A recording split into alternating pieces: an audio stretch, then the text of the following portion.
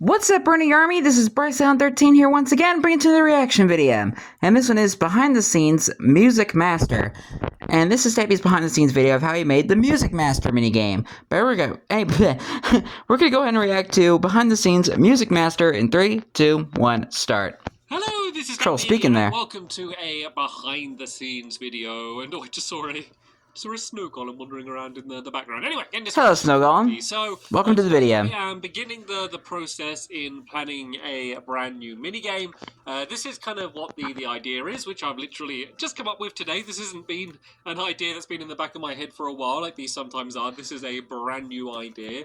Fresh idea. Hunt, by the way. Sorry, I'm getting very distracted. I'm building. Hello, Honey Hunt prototype. There's all new little bits of things in the background to distract me. So yeah, basically the idea There's Leaky Tap. Is to do Frosty Long Nose. A social deduction game, and this Christmas is tree. a type of game which I really love. Whatever that is. In real life, with the emeralds. A couple games in particular that I really like. The main one we play is a game called Werewolves, which is a very popular game, which a lot of people, really enjoy playing. Basically, in essence, everyone gets given a card or picks a card, and that says which character they are. And then depending on which character they are, there's certain actions that they are able to do. And then there's one person or two people that are werewolves, who are the baddies. And basically, the way the game is played is you have a conversation, and just by the little bits of information you have, you've got to work out who the werewolves. But the way the game is won and lost is on how good people are able to lie and able to trick each other, or able, to work how they're able to turn on each other. Lying. And I love it. I absolutely love it.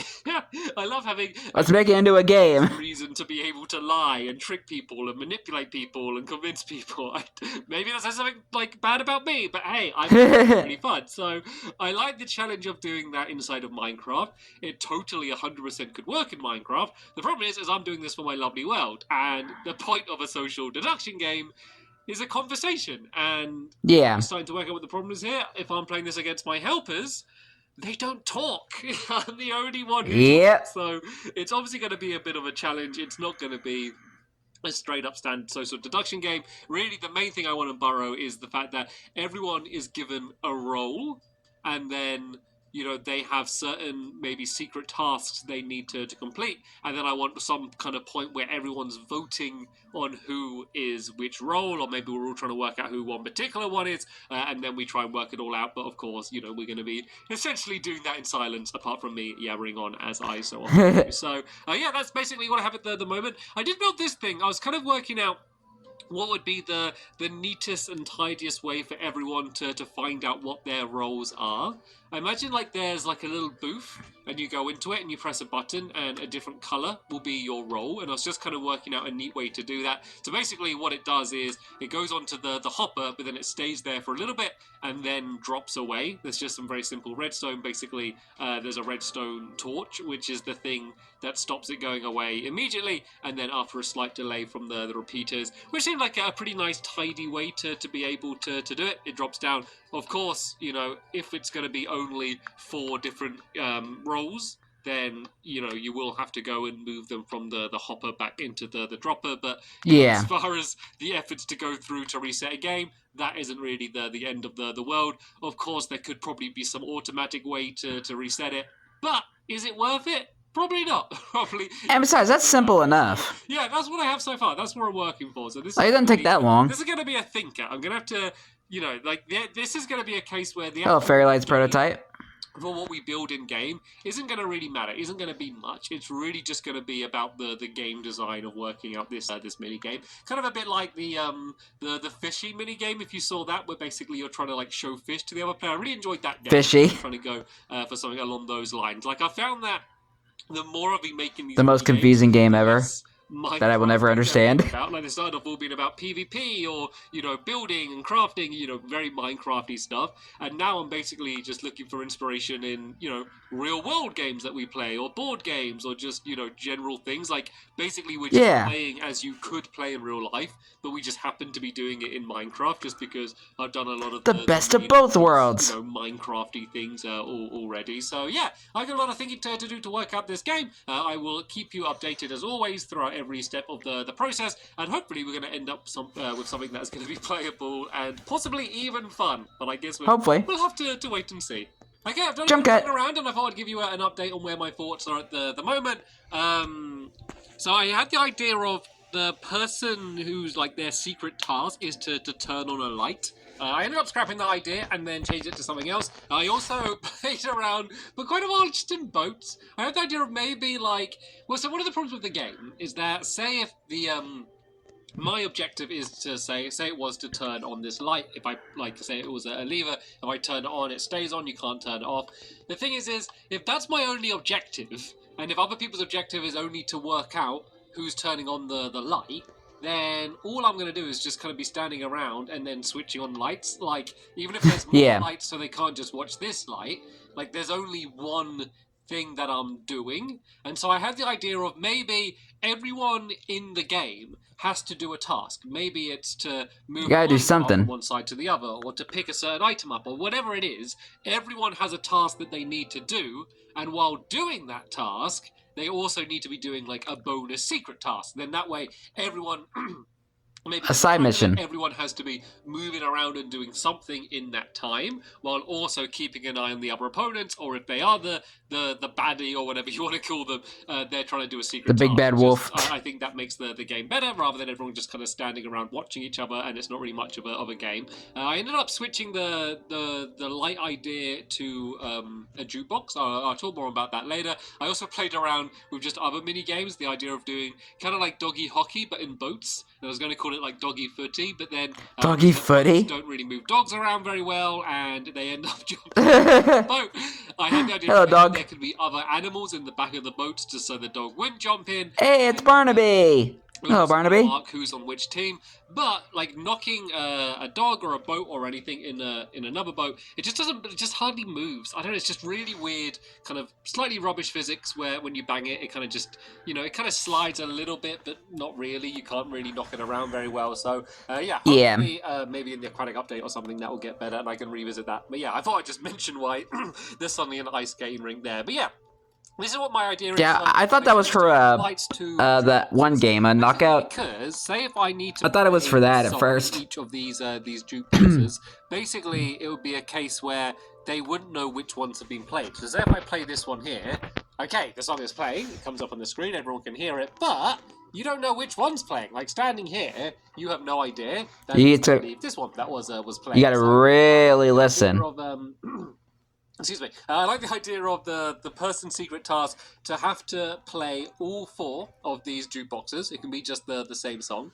Then there would be other people that need to turn off the jukeboxes. So basically, if one plays for too long, maybe something bad happens or whatever. That's just what their goal is. And then, excuse me, someone else's task would be to be standing in the middle here. And they're not allowed to leave the center. But they're basically watching everything. And they're the one at the end of the game that makes the decision. And they're also going to be the one that ends the game as well. So the person who needs to play the jukeboxes, they need to play all 4 of them and not be identified as the the person that was playing them. And then the person in the middle, as soon as they think they know 100% who is who, they can maybe press a button, and then that would end the game, and then there'd be an easy way for them to mark who they think is who. So what it would do is the person playing the jukeboxes, what they want to do is when a jukebox starts playing, they want to pretend to be looking at the other jukeboxes to try and turn them off as well, to not kind of give away who they are. So yeah, I still need to work it out. Like the roles for the people turning off the jukeboxes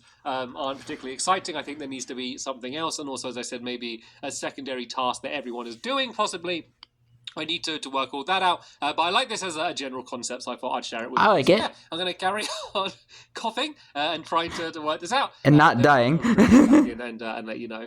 Okay, I don't really have anything else to show you. I haven't really built anything, but I have been kind of working out the rules a little bit further in quite a big way, so I wanted to update you. So one of the important things for this game is that there's multiple different strategies. If the way to win, in terms of the way you play the music disc, or, the person who is taking the music discs back out, if it's always the same, it's going to get boring really fast. It needs to be a case where, the more you play the game, the more you get more strategies, and, who you're playing with and what you expect they're going to do is going to affect things. So, yeah, this is what I got so far. So, I'm just going to call it like roll 1, 2, 3, and 4. Okay?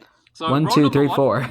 that's the person who needs to basically play all 4 music discs. They don't need to be playing at the time. Just at any point during the game, a music disc needs to have been placed inside of that jukebox, and then they need to make sure that they're not identified at the end in order to win. And they are the only person to start off with all 4 of the music discs. Very simple. Super simple. Number 2, and this is the where it's changed around quite a lot from what it was before. They just need roll number 1 to win. So basically, they are on the same team as roll number 1. They don't know who roll number 1 is, and roll number 1 doesn't know who roll number 2 is, so they're trying to work out who it is and basically try and help them out. So yeah, the most obvious way to do that is for roll number 2 to act suspicious and pretend that they are the ones playing the music in order to get them blamed. If they do work out who roll number 1 is, then they could be like taking the music disc back out and secretly throwing them back to roll number 1. They could simply try and block the person in roll number 4, who's the person trying to identify them at the end. Literally just stand in front of their face to block their view the entire time. Right in your face. There are 4 different ways that you could play roll number 2, and I'm sure I haven't even thought of them all yet. Roll number 3, I kind of changed it a little bit. Basically, turning off the music doesn't really matter, doesn't really affect anything, but basically they need to try and collect up the music discs. So they need to work out which jukebox has been played in.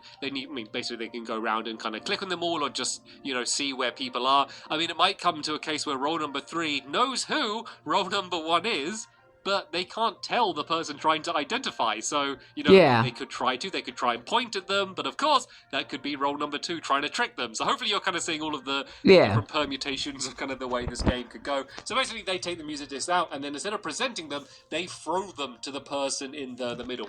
Then the person chuck it at them. Number 4, they are the person who's just kind of watching everything.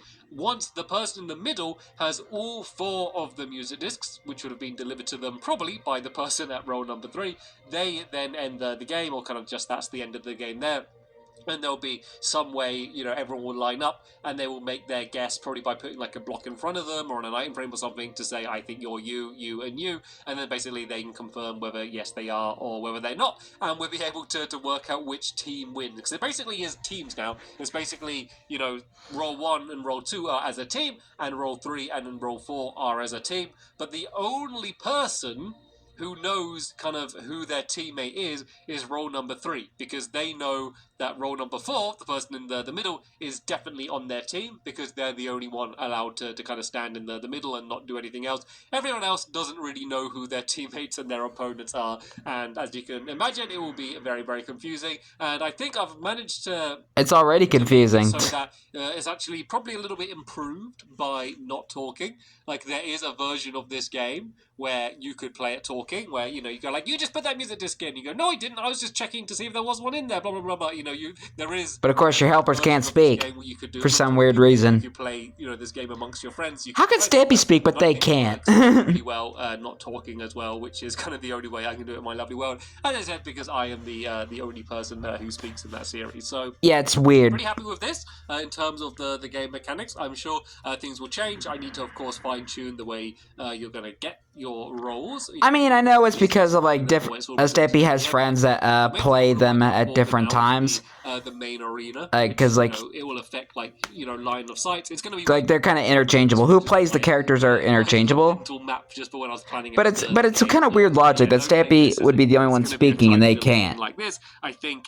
I think if it's this, I don't know. Someone could stand here and just be doing. It's just kind of some jukeboxes. So I think funny fourth wall breaching logic I have here. You see who's in each area, so it won't be huge, but it will definitely be bigger than this. So yeah, I can finally start doing a bit of design work on what the thing is actually going to look like, and maybe think of a theme as well. I had the idea of calling the I keep calling them the villain character roll 1, calling them like the music maker. I just thought it sounded good. Maybe this game could be called Music Maker. And then like Music Maker assist the music maker, and I don't know. Maybe we could come up with some sort of theme for something along those lines. So yeah, that's what I'm going to work on for now, and I will bring you back in once I have. Jump cut. Welcome back. I've made quite a few. There's our disc. Well, not changes, just additions, I guess. So, gosh, it's obvious now, but.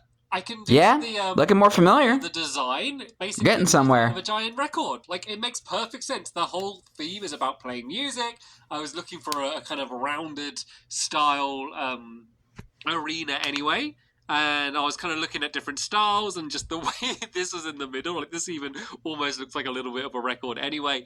So yeah, this is A little bit. the design that I've come If it up wasn't a with. triangle or a diamond. I have used the size several times and rebuilt it. This is the size that I think I'm pretty much happy to go on, where, you know, from one jukebox to the next one. Actually, let's throw the jukeboxes in, shall we? And then we can kind of get a better idea. So I'd assume the jukeboxes would be here. I don't know if there's going to be walls around the outside. I might do it as just a raised platform. I don't know. There's stuff I still need to work out. So yeah, assuming that they're there and you're running around the outside, like, you know, there's a bit to run between each one, but, you know, it's not too far away, you know, and so it's kind of a good amount of difficulty for the person in the middle, to where, like, you know, oh, they were close to that one, but were they the one who played it and stuff? So I think this size works out pretty nicely. The style makes a lot of sense. I also kind of came up with names for the different roles. You know, I was talking about it being called Music Maker and having the person who's playing the music as the music maker. Basically, I had the idea of calling them the music maker. And then role 2, which was the person who's trying to make them win, would be called the Music Menace, because they're the Music Menace and trying to confuse everyone. And then there'd be the Music Minder, who's the one Music Minder. Out. And then the Music Master would Music Master. Who's the one who's and it's the title of the game. Who he thinks is anyone else. And the title of the video. Is anyone else, of course. So yeah. That's basically what we got so far. The design of the record is basically just a big Music Maker, Music Menace, Music Minder, Music Master. It's stripes of just normal. Try and say that 10 times fast. To kind of make the line effect, kind of make it a little bit more like a record. I think it's pretty cool. I think it looks. I love it. Snazzy, if I may say so myself. So snazzy, very snazzy. Off with, of course, I need to work out, you know, whether there are going to be walls, what the entrance of the game is going to be, how, you know, the roles are going to be decided. All of those other things that I mentioned before, I haven't made any progress on them, but you know, having the design kind of roughly worked out, I thought was quite a big thing to share with you. And then it's all themed. We're just missing all the other components. Around this record, there's Melohi. Melohai. Around that, just mainly because it began with M and was more interesting than Mole. So that might change. But, hey, who doesn't love Mole? Just have that as the music disc. It's kind of quite a striking, obvious one, and I like the design. Looks quite good. So yeah, let me go and carry on working on it, and then I will bring you up to speed when there's more to show you.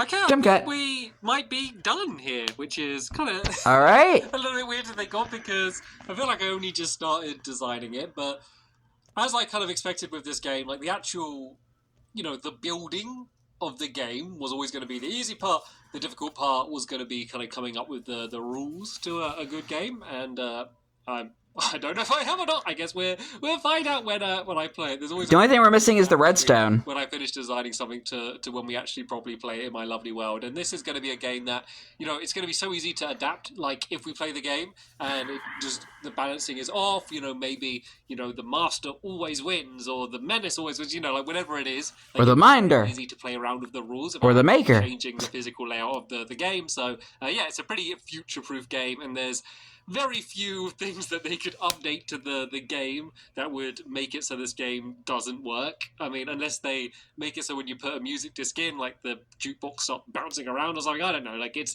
should be a pretty future-proof game. So yeah, let me show that didn't age well. Yeah, I just put the jukeboxes. Because he did do redstone for it, and when Bedrock came around, putting walls the game didn't work. Then I realized, like, it just doesn't need. I think he need to be a barrier. Like, there's no reason. I think Stampy might have fixed it in the download. I'll have to check. To win, like it doesn't need barriers because everyone's just going to be running around here anyway. So I've left. I mean, it's a pretty simple fix. Kind of down here on the ground level. I mean, I could do.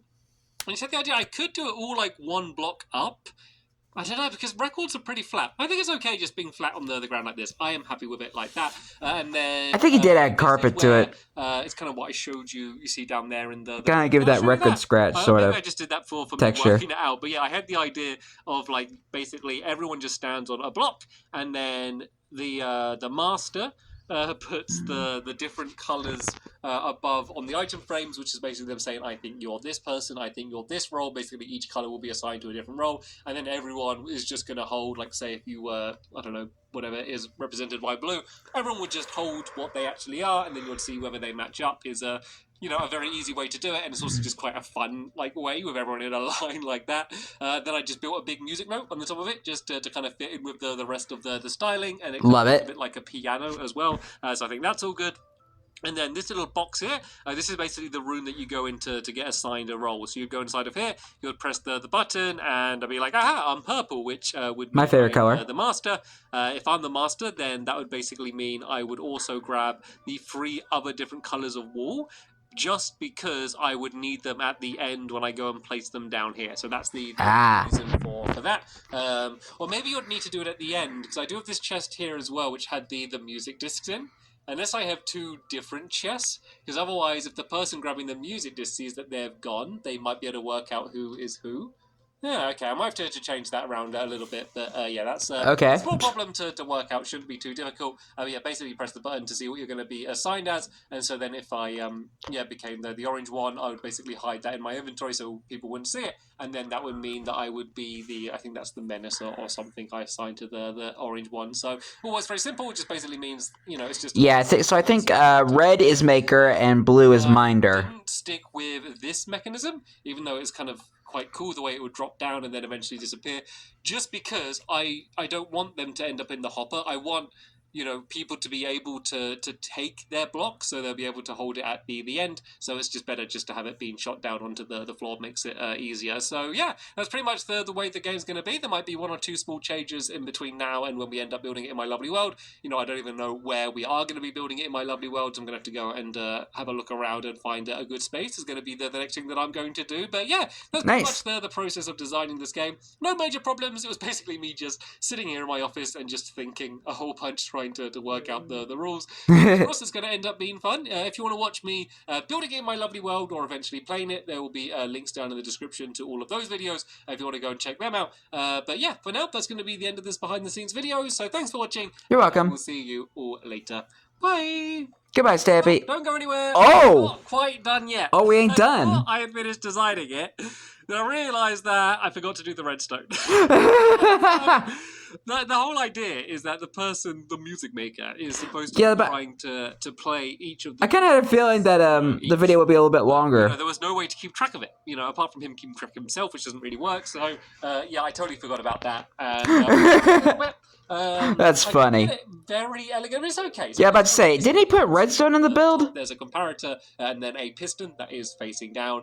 It would be nice if you could see nothing, but I don't think, unless I'm completely wrong, there is any way, because the comparator has to be coming off it. So this is as nice and neat I can make it from the surface. I played around with a few. Maybe you could put like some black carpet there. I was doing a way where there was a piston pushing down concrete powder for each one that you did, and then I realized the best way is just to do a light. So basically, I haven't really tested this, so let's see whether this is working. The idea is that if I go and play the music in each of the jukeboxes, then once they have all been done, then the light will turn on, which will basically mark that each one has been played once. There we go. Slight delay, but then, yeah, nice. It goes and switches itself on. And then, of course, which is important, is that when you take them out, it doesn't turn the light off, because it doesn't matter whether you put one in and then put one into the same one again. Basically, nothing I do now is going to affect turning that light off. Let me just do a quick double check. Yep, the light is still on, staying strong. And then, very, very simply, to reset the game, there's just one little button down here. It says reset, press it, and then, once again, very slight delay, and then, poof, light goes off, you're ready to play again. That's pretty much as elegant as I could make it work. Pretty simple in terms of how the redstone works. Yeah, about to say, I think you did. I'm pretty sure you added redstone down there. I can show you how it works. So when you turn it on, it will push this redstone block down. This isn't a sticky piston. So the reason the light stays on is because this is now going to stay down. So even if I take this back, you'll see that it's going to stay pushed down.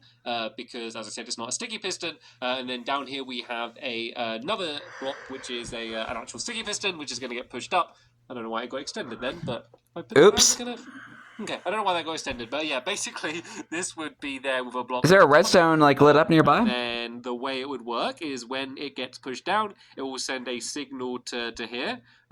There's also another signal coming from that one there. When these are both switched on, so when they're both lit up, you will see it then lights up this next trail, which basically goes to another one of the same things here, which connects to one there, which basically means, when all of the pistons are extended, it will then go to this torch, which goes to turn the light on. Pretty simple stuff. I'm sure if you're watching my videos for a while, you've seen me using similar mechanisms in the past to what I'm using here. Especially the flip-flop. Nothing nothing out of the ordinary, but pretty simple to get working. Like, for a second I thought it was... It's annoying, though, because... I thought the redstone was kind of like a last-minute thing. This is going to be a one-video build. Before he did it in Lovely World. And then these couple things. Like something he did, like, in between videos. Able to build everything in one video. It's kind of got a little bit more complicated, which is a bit of a shame, but hey, I can do 2 videos out of it instead, and then it's kind of okay, because it means in none of the videos will I be rushing. So if I did it all in a single video, I'd be trying to build it really fast. Now I can kind of take my time a little bit more, I guess, which means nice. Just have a little bit more fun and joke around and be a little bit